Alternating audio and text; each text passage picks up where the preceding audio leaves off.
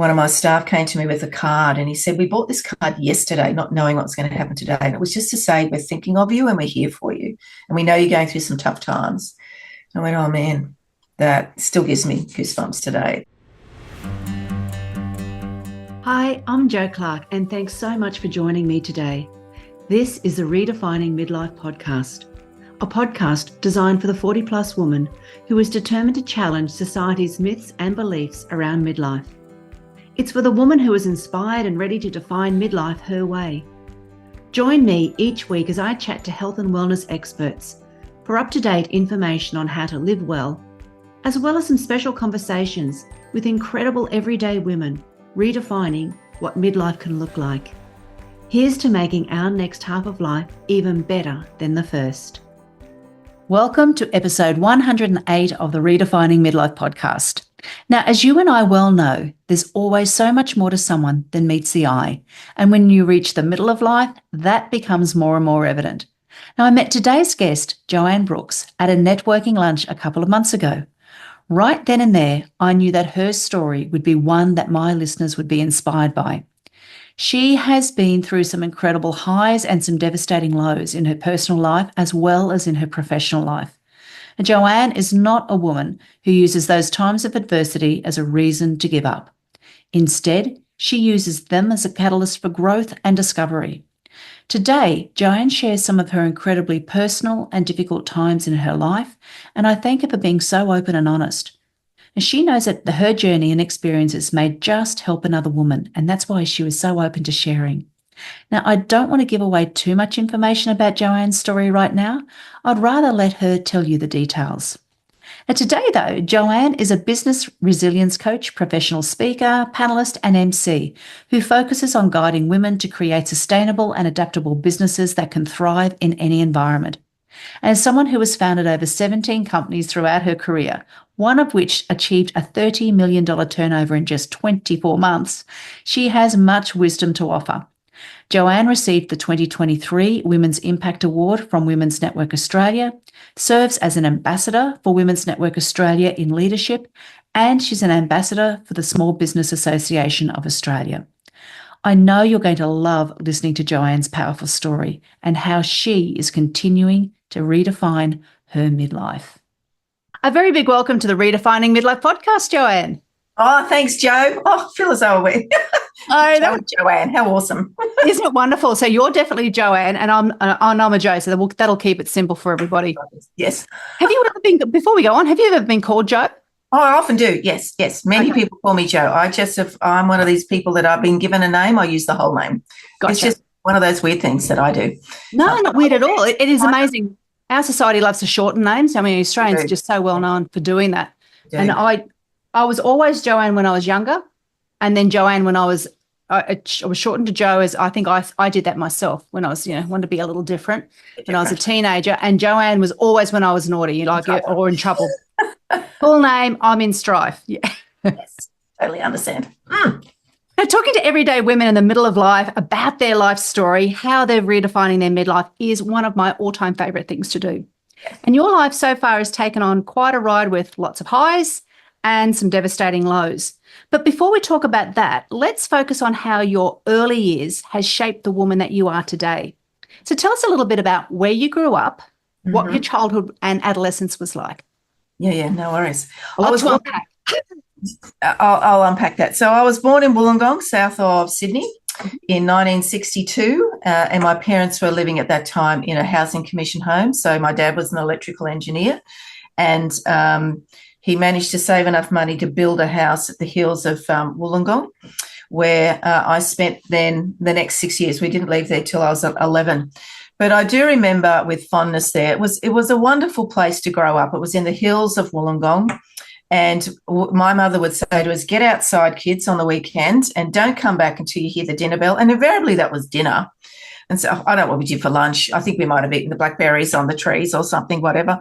But I do have incredibly fond memories of just running in the bush, mucking around with cows, climbing mountains, riding on push bikes on handlebars down hills like that, all the stuff that we got up to. And I never broke a bone, never had any problems there, and absolutely loved it. But my family were incredibly sporty, and Joanne was not.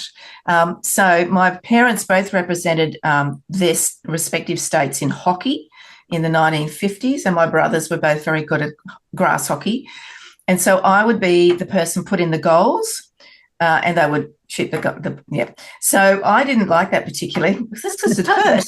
That's fair. Yeah, it wasn't very good. So I would spend a lot of time in the bottom of my cupboard playing with my dolls because that was my safe place to hang out. And so my mother often says the story. My mother's still alive today at 93, and she says, if I couldn't find you, I knew you would be in the cupboard. And that was a safe place for me to hang out. I was a very different person then. I was very shy. I couldn't say boo to a goose. Incredibly shy, and just, I was always did as I was told. I had two older brothers who got up to no good, and I think they kept my parents occupied with that. So, Joanne, when you talk about your safe place, how old were you during those times where, because when you hear cupboard, you go, oh my God, that sounds really no, I was I had all my Barbie dolls in there. So we lived in that house. The memory that I have would have been, I was about six or seven through to age 11. Mm-hmm. And so at age 11 in 1974, my dad was very old school. And so my mum resigned from work when she got married, and they proceeded to have children. My mum was a passionate nurse. She was in theatre, and she didn't want to leave work, but that was what she did, right? And so in 1974, my dad came home and said, so I've sold the house, sold the dogs, we're moving to the Gold Coast. And so my dad, and I was oblivious to much of this. It was only after my dad passed away about 20 years ago that my mum shared these things, that my dad was the sort of fellow who did not consult anybody. And so he would come home and just make an announcement, and my mother would dutifully just pack up the house. Who sells their dogs? I actually don't know who does that. That's quite extraordinary. Yeah, we had two twin Basset hounds, and they were gorgeous. It broke our heart. And my dad moved to the Gold Coast. He was an electrical engineer. He had some health challenges, but I know the driving force was to go and live near his mother and his sister. And so that was the driver to go there. They had been living on the Gold Coast for a while. And we literally arrived a week before the 1974 floods. And so we all moved into my aunt's house at Surfers Paradise, just near where Pacific Fair is today, which a lot of people might may not know where that is, where a lot of canals are. And so as an 11-year-old, I found that incredibly exciting because this water just rose. We rode out the street in a tinny, but I have a memory of a fireman jumping the back fence, and he just disappeared because he didn't know there was a pool there. And he just poor bugger. I think he was fine. I'm sure he was fine. I actually don't know, but he was fine. So that was within a week of arriving, and so I don't know where our furniture was or anything like that, but we just landed with my aunt and got through the flood piece and all that sort of stuff. But from there, my dad, as I said, he moved to the Gold Coast. He had chronic asthma. And the weirdest decision he ever made, I thought was very odd, was he was allergic to grass and he bought a lawn mowing business. And I went, what? Why would you do that? Unusual. Yes. And they didn't have a very long, my mum loved that idea. But he just told her, this is what we're doing. Yes. We're going to be business owners, never run a business in his life, ever. He'd always been a corporate employee. That lasted about, I think in my memory, was about 18 months or so. And then he said, sold that, we're now buying a motel. So they bought a motel at Palm Beach, and that's where I spent all my teenage years to the age of 21. And it's there today. And it's a funny little motel. It's a 6-bedder. It's called the Cheshire Cat Motel. And it was literally in the news, just literally in the last month or so, as one of the 6 quirkiest motels on the Gold Coast. Is that right? So it still exists because weirdly, a friend of a friend who I had no idea had bought it and completely renovated it to make it look amazing. So I'm determined to take my mother to go and have a look at it. Yeah. Oh, wouldn't she love it? She would love it. Yes, she would love it. And we literally drove it past it the other day, and that was in 1975. So it's my goodness, older. It's even older. But I grew up in the main bedroom with my teenage brother. My dad, it was probably a bedroom that was 3 metres by 3 metres. We're both teenagers. He was 18 months different to us. So my dad, thinking doing a great thing, is a very handy sort of fella. He built this partition down the middle of the bedroom. So on one side was a desk and a pinboard, and the other side was a desk and a pinboard. So our bedrooms were about a little bit wider than a single bed. And so we spent from age 11 and a half, 12 to 21 when I left. Holy. So 10 years in that tiny little room. I couldn't use a hairdryer because it would interfere. I had hair down here, interfere with the guest televisions, couldn't have friends over, had to clean the motel for my dad, and he would promptly come behind me and clean again because it clearly wasn't good enough. He was hard school, and I loved him dearly, but I had no sense of the control that he had over my mum. And I went to the local school at Palm Beach, Currumbin, and when I finished high school, I said to my dad, and I got a leaving certificate that would have got me into university, no problem at all. I was a good studier because for the whole of our childhood, we were not allowed to watch television at night time. We had to, even from year 3, I was told to go to my bedroom and do my homework. I don't know what I did, but there was no television. We only got to watch an hour on a weekend. They had a television, they had all that, but our job was to go to our bedroom and study from probably about 7 till I was 18 when I left. No television at night time. Did you have an idea of what you might have wanted to do? Yeah, I was going to be an accountant. I absolutely wanted to be an accountant. Right. I was very good at it. I got A's all the way through. I loved my teacher. And I said to my dad, so here's my leaving certificate. I'm going to go to university. And he said, yeah, no, you're not going to do that. So you will know you're not going to university. And my brother had been at university and he'd been pretty naughty, played up a lot. Anyway, lots of things he got up to. And his response was, no, you're not going. And, the highway between the Gold Coast and Brisbane in 1980, it was, probably a 2-lane thing. I would have to have stayed up there, and my brother did get a girl in trouble and do all those sort of things that young boys do with lots of freedom in their loins, if you would like to put it that way. And he said, no, that's not going to be for you, Joanne. You'll go and sit the bank exams. And so in those days, you sat the bank exam on a weekend. So I did that. I thought, job done. Yay, happy days. And he said, yeah, no, now you're going to ring every branch manager on the Gold Coast until you get a job. And I went, oh, man, that's a bit hard. What am I selling, right? So I did. I picked up the phone and I made that phone call every day until I got a job. It took me 2 weeks, and I got a job at the Commonwealth Bank at Burleigh Heads. And the branch manager said to me, you didn't get the best score, but you were the only one who rang me every day until I relented and I said, so you got a job. Is that right? So were you confident to do that, or was that really hard? Okay, so that was say boo to a goose. Well and truly out of your comfort zone. Terrifying, absolutely terrifying. It's the old, dial. Yes. Pick up the phone. Thank goodness he didn't tell me to go to the branch. I would have been mortified, but at least I made the phone call. But I did get that job. It's very interesting. I'll just go to the present now. Like literally in the last 18 months or so, I've done a lot more reflection and those sort of things. And I realised that incident created a pattern of behaviour for me that unconsciously I adopted through my entire corporate career and business career, in that I realised that if I wanted something, it was going to be up to me. So I was the first to put up for promotions. I was promoted ahead of my first husband, who I married very young at 21. We both met we went to school together, but we met really at the bank. And I got all the promotions. I got sent to Brisbane. I was one of the first women to learn how to do commercial lending. And I was the first one to put in for a pay rise. I'd write a business case. This is what I've done. This is what I'm going to do. This is what I want. And I would negotiate in some way. And so it created this pattern of behaviour in me that I didn't even know I'd learned. So, Joanne, was that quite uncommon in sort of that stage of your career at the time that it was for a young woman to be doing that sort of thing? Like, I could imagine it was a really male-dominated. Yes. So you would have faced a lot of massive amount of bias. It was conscious bias. It wasn't unconscious. It was utterly conscious. So I spent 17 years in the Commonwealth Bank, and towards the end of my career in the bank, I was teaching bank johnnies, men, how to write commercial and asset finance. Wow. And I can't tell you how many times somebody would literally use the words, "What do you know, girlie?" Literally would use those words. I'd be one of the few women in a room of networking, all in their blue suits and red ties, all looking very powerful. And I'd walk in by that point in a bright orange jacket, that sort of colour. Yeah.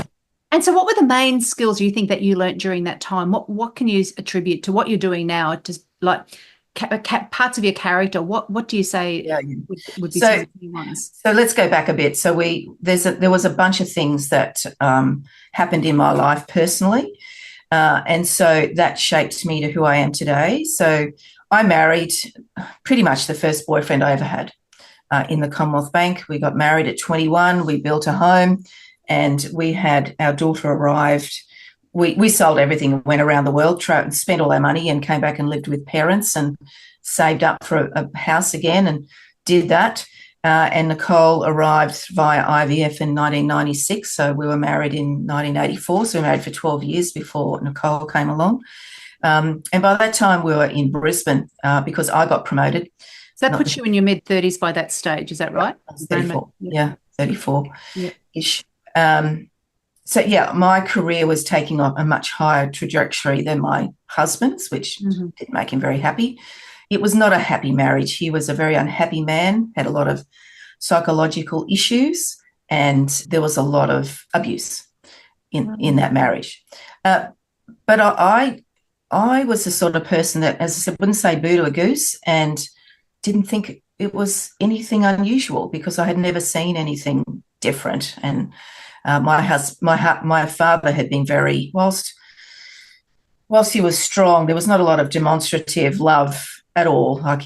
My parents have never said to me that they loved me. And I had that conversation with my brother literally yesterday. They have never said that. And my mother's 93. I know she does. She gives me lots of hugs and kisses, but she's never said the words, which is pretty sad. But it made me, I was very aware of that. And so I was determined not to be that mother with my daughter. So I say it to him pretty much every day. Yes. And, I'm reconciled to that. I understand. My dad has since passed at 20 odd years ago. He died from cancer. But at the age of 38, when Nicole was 4.5, I had left the bank by that point and I was working in a finance broker's role. And I got called to the front office and there were some policemen there. And they said to me, "Are you the wife of Brad Ashton?" And I said, "Yes." And they said, "I'm really sorry to say he has been killed in a car accident." And so that was pretty, of course, devastating. But the next question really floored me. And they said, "Where's your daughter?" And I went, "What do you mean?" And they said, "Well, we're not sure because he drove his car into a semi-trailer and it burst into flames. So we don't know if there was a child in there." So we made a call to the daycare centre. Thank goodness she was there. And he could well have picked her up. Could very well have picked her up. And so that was pretty devastating in itself, and, get taken home and lots of phone calls made and all those sort of things, people coming around. But I got a phone call that afternoon from a fellow that I had no idea who he was, and it was a doctor. And he said to me, "I need to speak to Brad." And I said, "Well, I'm really sorry, but you're 48 hours. It was about the day after, 24 hours too late." He said, "Well, I need to see you straight away." And I said, "No, it's not happening. If you've got something to tell me, tell my doctor and he can come and tell me." So he came and saw me that afternoon to tell me that he had been HIV positive, and I had no idea. Holy. No idea. And so the accident happened on a Friday. Monday morning at 7 a.m, I am literally sitting on my daughter to take blood out of her arm for a test. And so to this day, at nearly 28 next week, she is terrified of needles, and I totally get that. Oh, yes. Utterly traumatised her and me. We're fine, all good, all very fine. But, one trauma, one bad piece of news after the other was ridiculous. So during that time then, Joanne, did you have a support network to help you through? Because that's a lot to deal with on so many levels. To deal with. Yes. So my parents, they came immediately, and I feel sorry for my dad. My mother-in-law was alive at the time, and he called into her place to pick her up, to bring her up to our place. Mm-hmm. And very sadly, my brother-in-law had not had time to tell her yet. So he arrived and said, "Do you want to come up to Joanne's? We're going to go." "Why?" And he told her, "Your son is now dead." And that caused enormous pain for that woman. Like she was quite frail at the best of times, and that caused so much trauma for her on top of trauma. Yes. And I feel very bad for my dad because he meant the best, but my goodness, Yeah. he should accept it because my brother-in-law literally arrived 5 minutes later to tell her in the best possible way that you can tell that your son has been killed in an accident. So anyway, we get ourselves all sorted. We have the funeral. There's lots and lots of people there. I'm very conflicted by this point. I don't know what to feel because of what his HIV status was. And so it gets me thinking, who is this man that I've never really known? And the day of the funeral, my brother-in-law comes up to me and he says to me, Joanne, you do realise you cannot tell anybody what his diagnosis was, why he died. I went, really? He said, yeah, you can't tell anybody. He was in the funeral business and he said, you cannot tell anybody. It will crush my business.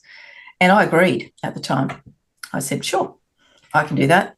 I understand why your mother shouldn't know about this. She absolutely adored her son. There was 11 years between them. But it became very clear to me that lots of people knew that he was gay and nobody had told me. I had no idea, no clue. And so because of this status, the inquest showed that he committed suicide. He did it deliberately. So that was, it created a lot of tormented soul. And I feel that for him. Like there was definitely a lot of anger and all those sort of things. But I must be processing so much.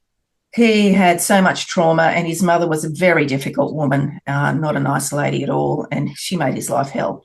And so he had so much trauma, and he had no idea how to deal with it. I believe he married me for appearance's sake.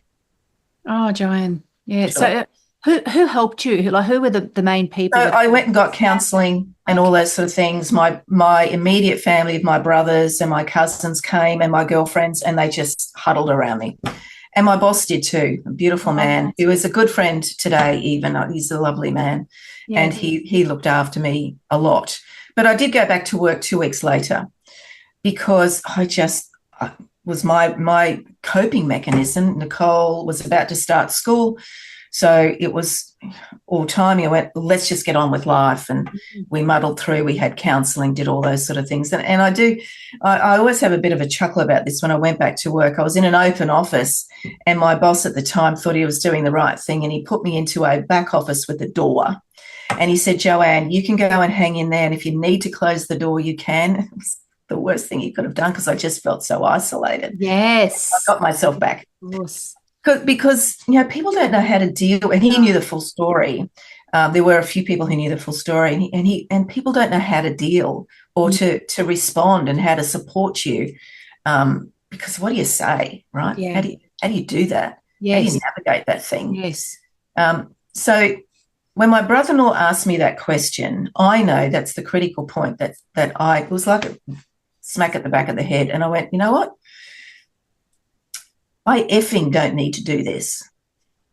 And I'm going to be a different person. So they all were pushing me to move down to the Gold Coast because we lived in Brisbane. I went, no, I'm going to sell my house. I'm going to build a house for Nicole and I, and we are staying where we are staying. And that was the start of Joanne, not sort of coming out of the cupboard to be the more confident person that I am, because I went, you know what?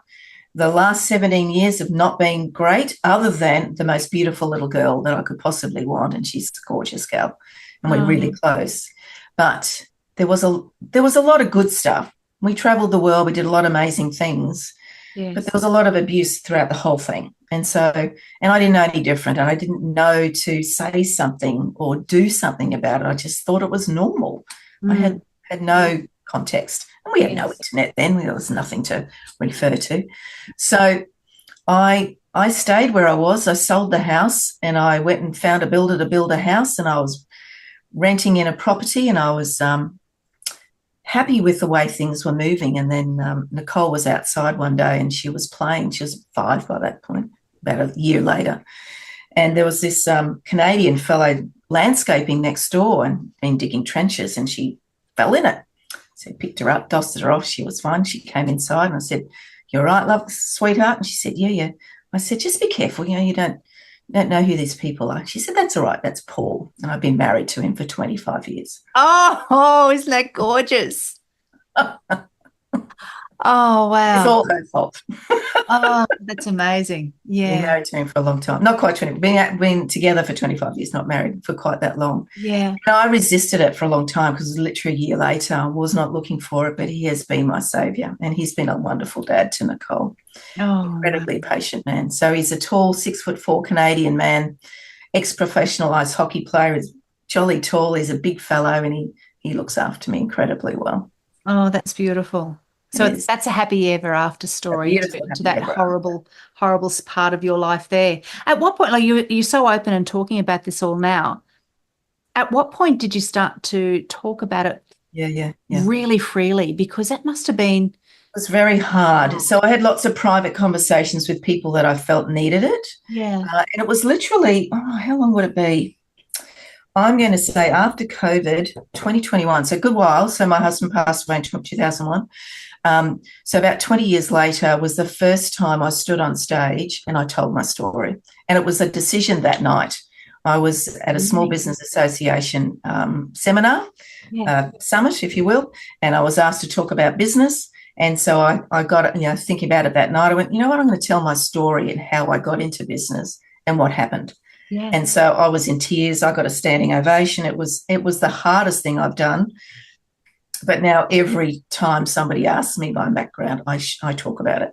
Yes. My mother-in-law has since passed, so I felt that it's okay to talk about it. You were able to do that. Yeah, yeah. Not worrying about what she might be thinking and her feelings. And I've told my mother, but I never told my dad. I never got a chance to tell my dad. Right. And how did your mother take that news? She was shocked. She said, but he was such a lovely man. I said, yeah. It's great at the facade, brilliant at the facade. Yeah. So all of those things are, we were talking about originally to get onto this story, we're talking about all of those amazing sort of characteristics that would have been built up in what you did to be able to push yourself into certain positions within your career. Then you had this, and this would have been other layers on top of, some of those skills that you had. So you've got a very strong entrepreneurial skill. So you obviously left the bank. I'd love you to tell us about how your own business career began, because you have created a couple of different businesses. And you've had a number of ups and downs with those as well. So can you talk us through some of those? I'd love to. So probably about, I'm going to say 3 years after my husband passed away, I was having trouble at work. I was working for a finance broker and writing commercial finance and teaching people how to do it, where people were telling me, what do you know, girly, and all those sort of things. And I went, you know what, I'm just going to leave. I'm going to start my own business. Because thankfully, when somebody passes away, there's lots of insurance. So I owned my own home. There was no financial constraints to starting, and I was able to set up a facility to cover me for the first 12 months. So I proactively did that. I got an overdraft, and I set myself up thinking that income won't come straight away, but I've got a buffer here, so I'll be fine, and I'll do that. And so I did that. So the business was to teach people how to write commercial and asset finance, because I've been doing it in my job. Yes. And so I naively thought, I'll do it and they'll just come, won't they? Because all these people were just coming. What a load of rubbish. And I often speak about this part about starting a business, in that my thought process was lots of time, lots of money, lots of flexibility. Well, again, what a load of rubbish. So that I could spend more time with Nicole, because she was, starting school, and she was still traumatized, and she was crying every time I dropped her off to school. And, she the separation piece was a huge problem for her as a littlie. So you know what, I'm just going to start my own business. And thankfully, my mentor, the fellow who put me in the far corner in the office, he reached out and did this and said, Joanne, what are you doing? You know better. You're not implementing anything, the things that we would tell business owners. Where's your business plan? How are you going to do it? What's your cash flow forecast look like? I went, oh, my goodness, you are so right. I was not doing anything that I used to say to business owners. So I got that in play. I had some wonderful opportunities come my way that landed me in the registered training organisation field, because I was asked to write a number of certificate fours and diploma in mortgage broking. So I did that because I've been doing that stuff for such a long time. And so I started doing that. And then I got a knock on the door by that organisation to say, well, it's been so successful, we're going to franchise. Do you want one? Or do you know somebody who'd want one? I went, well, I don't know somebody, but I'll do it. And I got the whole of Queensland for this franchise, which was an RTO to deliver what brokers needed to become accredited as home loan writers. For people who are listening who don't know what an RTO is, registered training organisation. Yeah, a very rigorous compliance, heavy business. And so I went down to Melbourne and I said to the fellow, "Like, great, we've got a franchise. Where's the policies, procedures, everything?" He said, "What do you mean?" So, all right. So me being me, I helped him set all that up, created all the systems, implemented everything. And then we built it to about 10 franchises across the country, each of us doing about $2 million turnover. It was a nice business. And then he decides to sell it to a public company. And that public company realised they made a mistake and just shut us down. So I went, well, that's not funny. All right, well, I'll just go and buy an RTO. So that's what I did. I went and bought one. And started building again. And the company that I'd had the number 2 in it under the franchise. Yeah. So I just went, all right, I'm going to put a 3 in it. F you, I'm one better than you. I'm just going to do it better. So that was fine. It was all building nicely. It was growing nicely. Then I decided I'd do the right thing and get a trademark application lodged to protect the brand. And that created me, forced a letter to come to me from a global company to say, you have the exact same business name as we do. You do exactly what we do. You've got 6 weeks to change it or we'll shut you down. So I said, give me 60 days. And there was no Canva then. There was nothing. So I paid $250,000 to rebrand my business. Oh my! Because I could. And I did. Wow. And I rebuilt my business to a new name, which was called Entamio, Entamio. And it was an acronym, and it meant creating entrepreneurial training to develop acumen and mastery to the individual and organisation. Nobody was going to have a problem with that name. And it was a beautiful name. It was a beautiful brand. It was a lot of orange in it, a lot of purple and blue in it. Yeah. And I built that from 0 to $30 million in 24 months. That's extraordinary. But it had 30 years of all of your learning that I implemented in there. And what I did was I was an RTO, I was accredited, I had all the licenses, but there was some funding I didn't have. So I went, you know what, I'm going to go and knock on the doors of some of my largest competitors who had the funding and say, I had all the systems, the processes, the workflows, everything in place. So I spent a lot of money doing that, and I knocked on 5 doors, more than 5 doors, but I ended up with 5 partnership agreements with some of my largest competitors to say, you have funding and you have a problem. If you don't use it, you'll lose it. So I want to take that bit. I'm going to charge 7 times what you charge for somebody to do a diploma of business. And for the pleasure of it, I'll give you a percentage of that. And you can come and watch what I do. And I did that. And so I did. There is that skill again of you going and finding, having the courage. Like people say, oh, it's a lot of luck, but that's not. You've made it is not luck. You are creating these opportunities. I was surprised. There is no doubt. Like I was enrolling like 5 or 10 people a month. So I were doing 65,000 a year in Australia. People into all sorts of qualifications. So it was as large as TAFE, but it wasn't TAFE. They were private organisations. Okay. But because I knew the industry, I knew what they were at risk. If they didn't use it all, they would lose their funding by government. Yeah. If they spent too much, they would lose it. So they were in this tricky balancing thing. And I went, well, how about I just go and take some of it? You let me use that and I will pay you a percentage for the pleasure of it. And because they said, well, so how are you going to do that? Well, here's a workflow. That's what it's going to look like. Well, what's your plans? Here's my 1-page business plan. What's your procedures? Oh, well, there's the procedures sheet. So I had it all done. It was ready. Yeah. So I've always been a believer in answering the questions before they get asked. So know intimately what you're doing and go to the effort of doing that. And they went, oh, my gosh, you actually know what you're doing? Yeah, because I have the same license you do. I just don't have the funding. And I'm not here forever. I'm applying for my own. And when I get my own, I'll say, see you later. And we're out. So I was up front. It wasn't for a long term. Yeah. And so well, it's worth the risk because I said, you can come into my organisation. You can see all the customers. Mm-hmm. And over time I said to them, so now you don't need to see everything. I'm going to remove your access to my platform. I will just send you the files that you need each month and you need to pay me. And that was great. It was in the vet fee help space where government were providing lots of money for people to get upskill themselves. My audience were business owners to do diploma business. Right. How long ago are we talking now? So 2014, 15, 16. Okay. Was how that. And then it was great. It was growing. Everything was tickety-boo. You were lots of money coming in. The business grew to, what did you say, $30 million turnover? And then? And then the government went, oh, my goodness, all these people who were doing it, it was like the pink bats problem and all that, and the solar panels.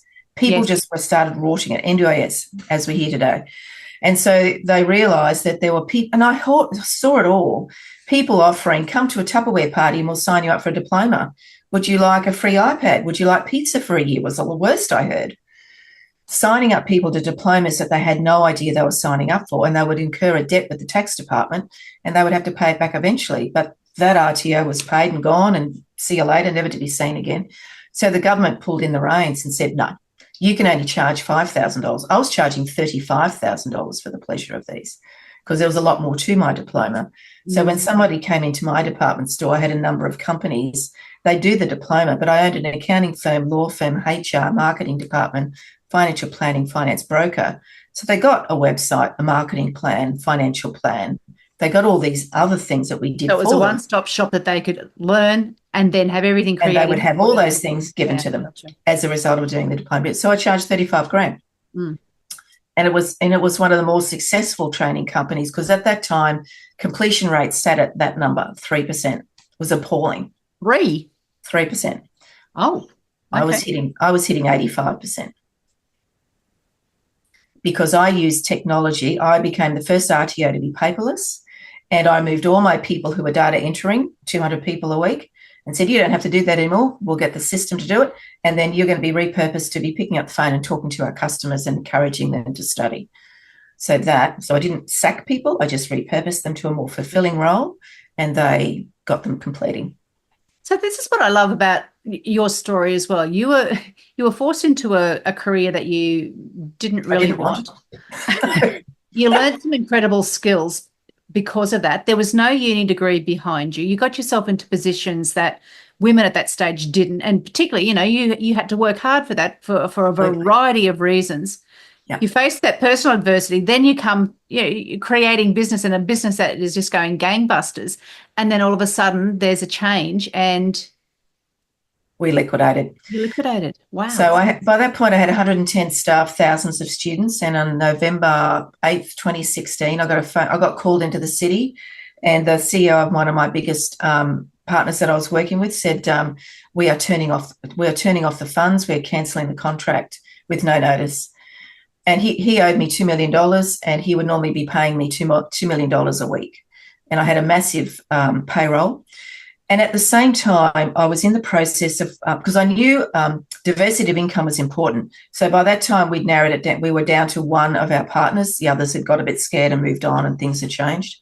And so I had, over the last 3 or 4 months prior to that, reached out to a contact in India, and I was going to start delivering our content to India for $100 each. No assessment, but there was going to be like 5,000 people a week who would sign up because the population and the Australian content's so well regarded. But I didn't have time to get that done. And so when I had that meeting, I said to him, you do realise what you've done? He said, what do you mean? I said, you've just shut us down. He said, no, I haven't. I said, actually you have, because I have nowhere to go and I have no way to pay payroll when you just stop money that we've already spent because you owe it to us and you're not paying it to us. So I called a board meeting. By that point, we're an unlisted public company. Called a board meeting and I said, I believe we need to call it right now. I said, I could potentially maybe limp along for a few weeks and get closer to Christmas. And I said, the last thing that I will do to my staff is say to them at Christmas Eve, you don't have a job. I'm not going to be that person. I will do it today. So we just made that decision. We appointed liquidators. It took 6 years to make that finalised. But I'll always remember the day that I did that. So there was no Zoom then. So it was on a conference call on the phone, a whole bunch of people in an office, tears going down here, and said, so I'm closing this business today. You are now out of a job. And for some reason, I just said to them all, because I had 4 offices down the eastern seaboard, Brisbane, Sydney, Melbourne, etc. And I said, so I've got a whole bunch of offices. I would love it if some of you would stay to help me move the furniture so I can sell it. 99% of them stayed for a week on no pay. And I went, oh, my God. that was such a big lesson for me because I had no idea of the regard they had for me. I went upstairs, there was lots of hugs and stuff, went upstairs, and this person came to me with one of my staff came to me with a card, and he said, we bought this card yesterday, not knowing what's going to happen today. And it was just to say, we're thinking of you and we're here for you. And we know you're going through some tough times. I went, oh man, that still gives me goosebumps today. It's just, you don't realize the impact you have on people. Yes. You really don't as a business owner. You don't. And treating people with fairness and kindness goes a very, very long way. Because every morning in my office in Brisbane, I had 30, 40 people there. I would walk through every office and say, good morning, how are you? What are you doing today? How was your night last night? And it would take me an hour, but I would walk through to say hello because otherwise I was all over the place. I was flying here, there and everywhere, doing all sorts of things, and I just wasn't there. So I made it the effort of saying hello and good morning. Yes. And, man, those little things just they mean a lot to people. It would have taken a lot to get it. So again, who was your support network as you were going through? Because that's traumatic. Absolutely. And you were responsible for so many people and their livelihoods, and the roll-on effect of that must have been extraordinary. So that night, I do remember being in a fetal position on the floor. Absolutely. By that time, my second husband's retired. He's 10 years older than me. I was in a fetal position. And then I went, you know what? I'm going to fucking get up because no one else can fix this. Not that I want to fix it. No one else can move forward than me. By this time, Nicole's left school. She's at university and doing all sorts of things. And so one of the people who are on the board of the public company, he said to me, give me your phone and Paul, take her away for a week and just give us some space. So he took me to Stanthorpe, and my business partner at the board member had my phone. He was taking all the calls, and because every time the phone rang, I just about had a heart attack because there were people we owed money to. There was lots of people who were disappointed. I had to sell my house, everything to pay super and business debt. So it wiped me completely clean. So at 57, brought down to zero, no super, no property, no job, nothing. Must have been a sickening feeling. It was scary. Oh, it would have been. Pretty damn scary. Yes. So the person who helped me was the person who put me in the corner in that business. And I rang him and said, Wayne, crying, I said, I need to come and see you. And I said, I need a job. So he said, come and do finance broking again. And he gave me a job in Brisbane. Got me going again. Oh. And then you've got a catalyst for another new business that that's it. You are a serial entrepreneur, and nothing's going to keep this woman down. I'm telling you, listeners, she's amazing. So within about 6 months, a very good friend of mine who I'd been in a networking group, it was the Executive Connection, which is called Tech. I built my business to 30 million by being part of this networking group, and he was building his to 100 million. And he lived not far from me here at Sanctuary Cove, and he knocked on my door and he said, he told me years later, he was terrified of asking me this question. He said, Joanne, I've got an idea. Why don't we go into business together and let's educate business owners? And I said, I'm happy to do it as long as it's not an RTO. I don't want to be there again. He said, no, it's not. We're just going to draw on what we know, what we've learned. You've learned a lot. He's learned he's equally incredible. And I said, let's do it. And so he funded it. So he's an incredibly wealthy man. He owns about 40 companies. He's self-made from age of 16. And he said, I'll fund it and let's get this thing going. And so we did that. Isn't that brilliant? Yeah. Well done. The story, I mean, you just say as though it's easy, but obviously there's so much to it. So tell me, for women who want to find out more about you, Joanne, where can they find, more about what you're doing now, more about you as a person as well? Thank you. So Navigate Biz, and we did spell it funny just to be confusing for everybody. NAVIG, the number 8, BIZ.com is the website. And the 8 is because it's an infinity symbol. It's about infinite possibilities. So I navigate myself now. I dedicate my business acumen to women in business. And I'm here to just draw on what I know. I will never say I'm a qualified coach or mentor, but my God, I am. Yeah. Because I've not done the qualifications, but I've done the hard yards. And so for me, it's drawing on what I've learned. And I want to share it with women. Don't do that, but consider this. those sort of things. So I've got online programs, do one-on-one coaching. I bring MBAs in from overseas because they're amazing, and I am doing my MBA. I finally got myself to Isn't that gorgeous? Yeah, I was going to ask you a question about you doing your MBA after all of these years. And I got myself into university. So I enrolled in March this year. So I'm doing the MBA in Leadership and Strategy out of College de Paris, out of France. And I am determined to go to my graduation in Paris. Oh, yes.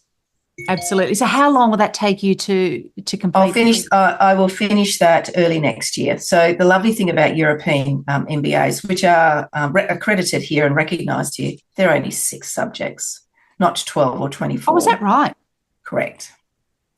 And a good friend of mine put that business together. The fellow that I started the first franchise and I set everything up for him, he went on and started this university. Oh, that's so special. I can't wait to see the photographs of that when you get your. Yeah, I'm determined to do that. I was going to say diploma, your MBA, certainly not a diploma. Yeah. So it's starting over for people who are thinking, oh my God, I can't possibly start over, whether it be business, in a relationship. It is incredibly hard, and the demons and the voices in the head are incredibly loud. What advice would you have for someone who's been burnt before in whatever way it might be, whether it's financial, business, emotional, but would love to give something another go? Yeah. And I think the biggest lesson there is understand the lessons in it, because I learned so much. Did I do everything right? Absolutely not. I signed a contract that I thought was going to cost me $69 a student. And when I got the first invoice for the first month of $100,000, because that was the minimum I was going to get charged, and I did not see that on the contract, and I signed it. That's a pretty hard lesson, right? Read your contracts. But anyway, to answer your question more succinctly, it is surround yourself with the right people. Consciously surround yourself with the right people.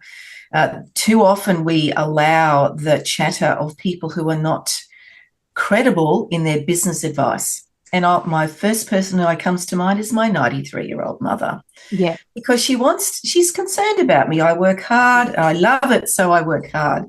But make that conscious decision to not take that on board, right? Because you've got to just quality check yourself. Where's the credibility coming from, that comment? And if you can't find it, just send it back with love. And know that there's so many people out there, and they don't have to be formal coaches, mentors. They don't have to be people you pay, but they can be people that you surround yourself with. There's so many options with podcasts and education and learning, and so many groups you can belong to that you can get good support to lift you. And so my first thing that I would say to you is you go grab a blank piece of paper. I'm a colour pencil girl. You go get a whole bunch of colour pencils, and I want you to write down 50 things that you know. 50 things that you know. When you get stuck, change the colour. When you get stuck, change the colour. You will be surprised how many things you know. I ask all my clients to do that, and I get them to do it again. And they go, the first time it takes them about an hour. The next time it takes no time. What that does for you is to give you clarity about what your skill set is, what you're good at. And this is about little things. And it can be things about being, not saying that you're a great businesswoman. What is it about being in business that you're really good at? Give me a good spreadsheet. I'm a very happy girl. I love my spreadsheets. I'm really good at them. Ask me to proofread something. I'm terrible at it because I don't like it. I'm not good at that. I know that. But if you can get a list of 50 things, it's going to do a few things for you. It's going to give you clarity about what you're good at and where you are in flow and where you lose time. Maybe that's where you go and make a business out of it. What ideation can you get from that? But it also validates that you're worth it. We all know a lot of great things. When you do start the business, you've then got 50 things to talk about on social media. You even got your social media plan up and running. Done. Go. Love it. Hey, now, Joanne, we'll have some wrap-up questions now. What are you most enjoying about this stage of life that you're in now? Yeah. So I'm 62. Yeah. I'm doing my MBA. I've relaunched Navigate Biz. I didn't cover this, but I've been in executive positions for the last 18 months up until about 2 months ago. You have.